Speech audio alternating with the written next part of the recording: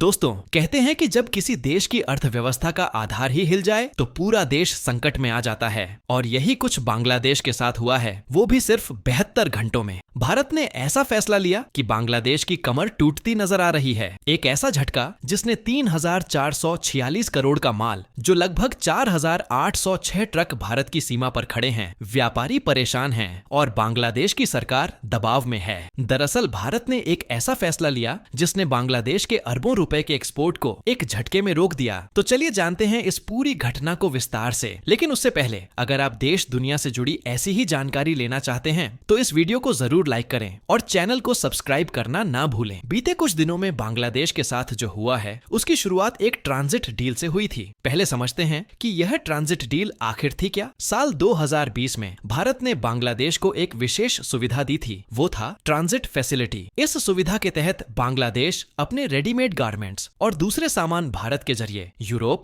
Waste Asia और अन्य देशों में एक्सपोर्ट कर रहा था। बांग्लादेश के ट्रक पश्चिम बंगाल के पोर्ट पर पहुंचते, जहां कस्टम और सुरक्षा जांच होती। उसके बाद भारतीय ट्रक उस माल को कोलकाता या दिल्ली के एयरपोर्ट्स तक ले जाते। वहां से यह माल दुनिया भर के देशों में पहुंचता। इससे बांग्लादेश को काफी फायदा होता था, समय की बचत, पैसे की बचत होती थी और सबसे बड़ी बात यह थी कि भारत इसके बदले में बांग्लादेश से कोई पैसा नहीं लेता था। अब इसे भारत को क्या मिलता था? सीधी बात करें तो भारत को इस व्यवस्था से सीधा कोई फायदा नहीं हो रहा था। एक तरह से भारत अपनी जमीन, संसाधन और इंफ्रास्ट्रक्चर बांग्लादेश को फ्री में दे रहा था। 2020 से 2025 तक करीब 4,806 ट्रकों ने 3,446 करोड़ का माल भारत के रास्ते भेजा। लेकिन यह सुविधा सिर्फ बांग्लादेश के लिए थी। भारत को इसमें कोई खास आर्थिक फायदा नहीं था। सोचिए, जैसे आप अपने पड़ोसी को अपनी बाइक फ्री में दे दो ताकि वह मार्केट जा सके, लेकिन वह न तो उसमें पेट्रोल डलवाए न रिपेयर करवाए और उल्टा आपके खिलाफ बोलने लगे। लेकिन हाल ही में अचानक इस सुविधा को भारत में बांग्लादेश के लिए बंद कर दिया।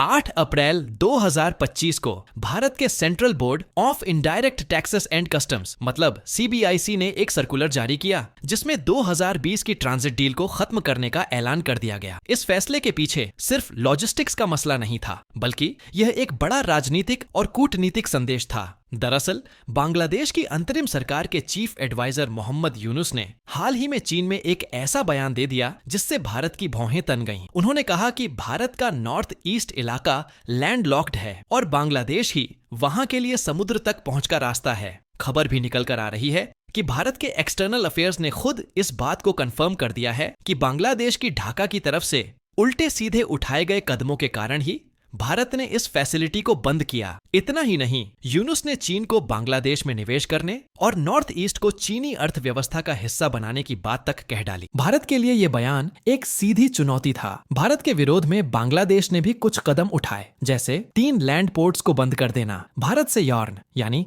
धागे के इंपोर्ट पर रोक लगाना, जबकि बांग्लादेश की टेक्सटाइल इंडस्ट्री को कच्चे माल के लिए भारत से यॉर्न की जरूरत पड़ती है। भारत ने इन सब का जवाब बड़ी ही शांति से और सटीक तरीके से दिया, ट्रांजिट सुविधा खत्म करके, जिसका नतीजा यह हो रहा है कि 4,806 ट्रक 3,446 करोड़ के माल के साथ भारत की सीमा पर अटक गए। बांग्लादेश के व्यापारी परेशान हैं क्योंकि उनका माल ना तो आगे जा पा रहा है, ना ही वापस। बांग्लादेश की अर्थव्यवस्था का 80% हिस्सा गारमेंट एक्सपोर्ट पर टिका है। यह इंडस्ट्री लगभग 40 लाख लोगों को रोजगार देती है और देश की GDP में इसका योगदान 10% है। अब भारत की इस सख्ती ने इस इंडस्ट्री की रीढ़ तोड़ दी है। 2020 से 2025 के बीच बांग्लादेश ने भारत के रास्ते लगभग 3,900 करोड़ के गारमेंट्स 36 देशों में एक्सपोर्ट किए। लेकिन अब ये ट्रांजिट बंद होने के कारण उन्हें समुद्री रास्तों का सहारा लेना पड़ेगा, जिसे उनको बहुत ज्यादा समय लगेगा। इससे क्रिसमस सीजन के बड़े ऑर्डर्स कैंसिल होने का खतरा है और छोटे और मझोले एक्सपोर्टर्स के लिए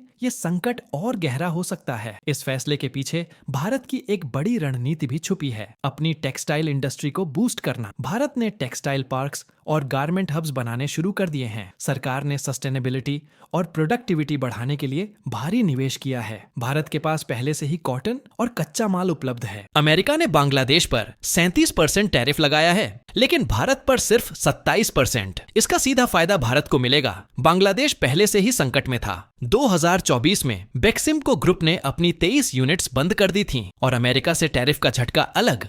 अब भारत की तरफ से ट्रांजिट सुविधा का बंद होना ये उस उद्योग पर एक और चोट है जहां एक और वियतनाम और भारत जैसे देश लॉजिस्टिक्स के मामले में आगे निकलते जा रहे हैं, वहीं बांग्लादेश पिछड़ता दिख रहा है। बांग्लादेश के कॉमर्स एडवाइजर का कहना है कि वे समुद्री रास्तों से काम चला लेंगे, लेकिन हकीकत यह है कि समुद्री रास्ते ज्यादा महंगे हैं, समय ज्यादा लगता है, छोटे कारोबारियों के लिए ये विकल्प नहीं है। अगर यह संकट ऐसे ही जारी रहा तो बांग्लादेश की टेक्सटाइल इंडस्ट्री को भारी नुकसान झेलना पड़ेगा और छोटे कारोबार बंद होने की नौबत आ सकती है। अब जब बांग्लादेश और भारत दोनों टेक्सटाइल मार्केट में प्रतिस्पर्धा में हैं, भारत के लिए यह सुनहरा मौका है कि वह बांग्लादेश और वियतनाम को पीछे छोड़कर टॉप 3 ग्लोबल गारमेंट एक्सपोर्टर में शामिल हो जाए। भारत पहले ही इस दिशा में मजबूत कदम उठा रहा है, बस जरूरत है रणनीति को तेजी से लागू करने की। तो आप क्या सोचते हैं, क्या भारत ने सही कदम उठाया? क्या यह सिर्फ एक आर्थिक नीति है या एक बड़ा कूटनीतिक संदेश भी? अपनी राय नीचे कमेंट बॉक्स में जरूर लिखें। अगर वीडियो पसंद आया हो